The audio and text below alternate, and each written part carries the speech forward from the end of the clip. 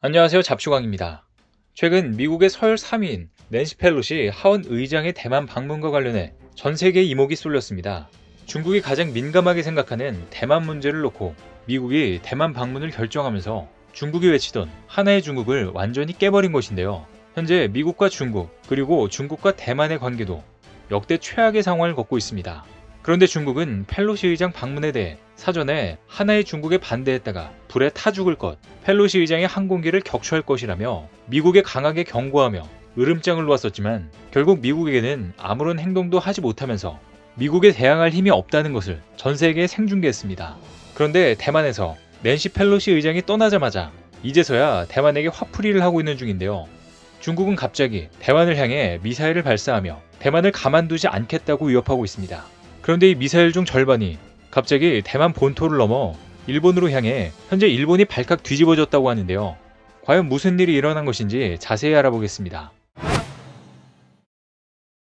중국은 낸시 펠로시 미국 하원 의장이 대만을 방문하기 이전부터 역대급으로 강경 발언들을 하며 미국에게 경고해왔습니다. 불에 타 죽을 것이다. 항공기를 격추할 것이다. 실제 군사 행동을 할 것이다. 심각한 후폭풍을 감당할 수 있겠냐 등 거의 협박성 멘트들을 늘어놓으면서 격한 반응들을 보였는데요. 펠로시 의장과 중국 간의 오래된 악연이 그 원인이라는 분석이 나왔습니다. 최근 중국 최대 포털 사이트 바이두에서는 실시간 검색어 15위 중 펠로시와 관련된 내용만 12개가 순위권에 들었습니다. 중국군의 현재 움직임, 대만 언론의 보도, 관영 매체의 평론 등이 모두 관심사였는데요. 이날 펠로시를 태운 C-40C 스파르 19편을 호위하는 미 5세대 스텔스 전투기 F-35B 8대가 좌우로 배치되어 이동을 도운 것으로 드러났습니다. 게다가 미 핵추진 항공모함 전대와 20대 이상의 F-35B 전투기를 대만 해협 근처에 배치하면서 혹시 모를 사태에 대비했는데요. 자칫 중국이 이상한 짓을 하려는 신호가 포착된다면 바로 중국 본토를 초토화시키겠다는 것이었습니다. 이 때문에 중국 네티즌들 역시 펠로시가 탄 항공기에 큰 관심을 갖고 있었습니다. 항공기의 항로를 추적하는 서비스인 플라이트레이더 24에 따르면 펠로시 의장을 태운 항공기 스파르 19 비행을 70만 8천여 명이 지켜보면서 추적했다고 밝혔습니다. 이는 역대 가장 많이 추적된 항공기라고 했는데요. 대부분 중국 네티즌들로 추정된다는 분석도 나왔습니다. 이는 중국인들 사이에서 펠로시 의장에 대한 대만 방문에 대한 관심이 얼마나 뜨거운지 보여주는 사례들입니다. 이처럼 중국이 펠로시 의장의 대만 방문에 유독 격한 반응을 보이는 이유는 펠로시 의장이 미국 서열 3위 대통령 권력 승계 2순위라는 직함의 무게 때문은 아니라는 분석이 나오고 있습니다. 펠로시 의장과의 중국의 악연은 31년 전 시작됐는데요. 1991년 당시 4년차 하원 의원이던 펠로시 의원은 중국 베이징을 방문해 동료 의원 및 미국 기자들과 호텔을 몰래 빠져나와 천안문 광장으로 향했습니다. 당시 펠로시 의원은 중국 민주화운동 희생자 추모 현수막을 들고 성명을 낭독했다가 경찰에 의해 저지됐었는데요. 현장에 있던 기자들은 중국 공안들과의 몸싸움을 벌이고 구금되기까지 했습니다. 펠로시 의원은 천안문 사건 30주년인 지난 2019년 6월 자신의 트위터에 당시 보도를 직접 게재하기도 하고 희생자를 추모하기도 했습니다. 이런 악연이 있던 펠로시 의장이 대만을 방문한 것이기에 중국은 특히 격양된 반응을 보이며 기겁한 것인데요. 자오리젠 중국 외교부 대변인은 정례 브리핑에서 중국은 진지를 정비하고 적을 기다리고 있으며 중국 인민해방군은 절대 좌시하면서 손 놓고 있지 않을 것이라고 말했습니다. 어떠한 조치를 취할 것이냐는 추가 질문에는 우리가 어떤 조치를 취할지 지켜봐달라고 말했는데요. 또 중국 네티즌들도 펠로시 대만행을 놓고 이번에야말로 미국에게 제대로 중국의 강력함을 보여주게 될 것이다. 펠로시가 대만을 방문한다면 미국 내 민생 문제가 심각하다는 이유이기 때문에 결국 중국의 승리다. 중국이 군사행동에 나선다면 한치의 영토 침범도 용납하지 않겠다는 중국의 의지와 실력을 보여주는 것이므로 결국 중국이 이긴 것이다라고 미리부터 정신승리를 하고 있었습니다. 그러나 실제로 2일 펠로시를 태운 미 공군 VIP 수송기 C-40C가 대만에 도착할 때까지 전혀 아무 일도 일어나지 않았는데요. 실제로 미국이 중국의 발언들을 무시하고 대만에 오자 갑자기 중국의 분노 조절 장애가 완치돼 버린 것입니다. 전 세계 많은 사람들의 이목이 집중된 가운데 중국은 창피만 당하고 결국 아무것도 하지 못한 것인데요. 그러자 일본 해외 네티즌들은 중국의 레드라인은 미국이 밟으려 할 때마다 뒤로 밀려나는 것 같다며 말로만 센 척하는 중국을 조롱하는 글들이 이어졌습니다. 그런데 펠로시 의장이 대만을 떠나자마자 중국의 분노 조절 버튼이 다시 고장나 버렸습니다. 중국이 펠로시 하원의장 방문 이후 대만에 대한 군사 압박의 수위를 연일 높이고 있는 것인데요. 현지 언론은 펠로시가 대만에 있을 동안에는 관련된 뉴스를 모두 차단하더니 갑자기 현재 대만을 향한 군사훈련과 사격 모습 등을 상세히 보도하며 중국의 군사력 과시에 집중하고 있습니다. 5일 중국 관영 CCTV와 신화통신 등 중국 현지 언론에 따르면 중국 인민해방군은 전날 대만을 포위하는 형태로 6개 구역을 설정해 진행하는 중요 군사훈련 및 실탄 사격 첫날인 4일 대만의 동서남북 사방에 장거리포와 둥펑 계열의 탄도미사일을 11발이나 발사했습니다.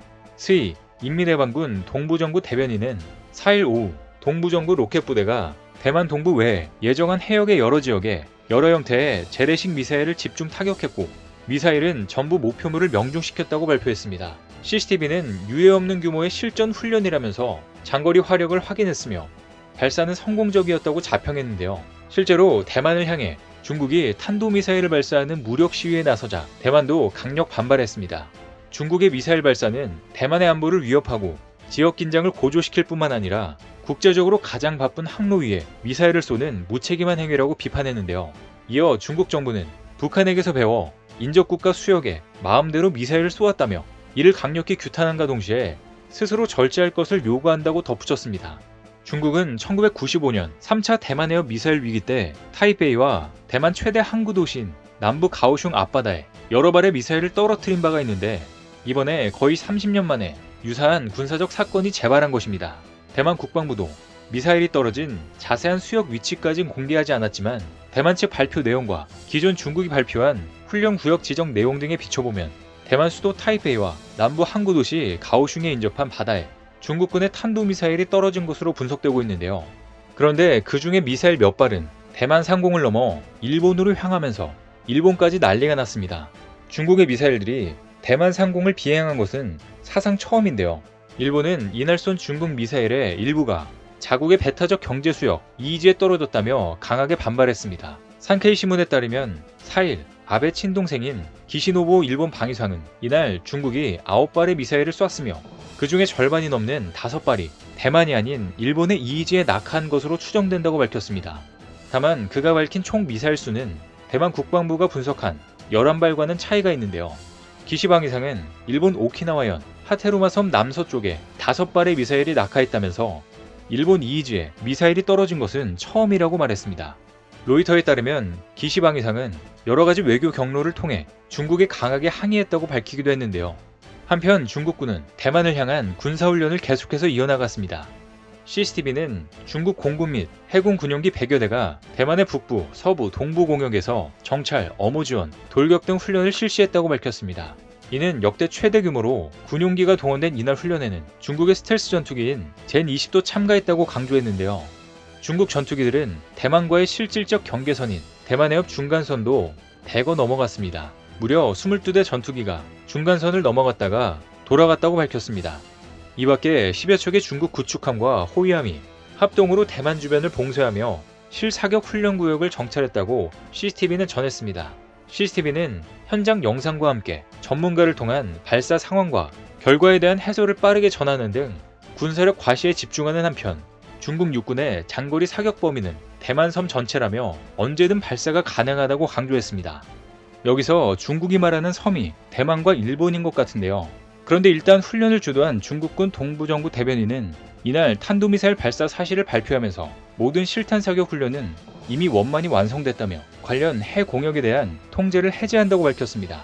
중국의 화력 시위가 장기화될 경우 미국까지 나서서 맞대응을 할 수도 있기 때문에 미중 군사 충돌에 우려가 커지는 것은 피하려는 것이 중국의 의중이 아니냐는 해석이 나오고 있는데요. 딱 대만과 일본까지만 위협을 주고 말겠다는 것입니다. 결국 이번 사태가 제4차 대만해협 위기로 비화할지는 미국의 대응과 중국의 후속 훈련 양상을 조금 더 지켜봐야 할 것 같은데요. 앞으로 상황이 어떻게 변화할지 관심 있게 지켜봐야 할 것 같습니다. 오늘 준비한 소식은 여기까지입니다. 댓글을 통한 여러분들의 많은 의견 기다리겠습니다. 시청해주셔서 감사합니다.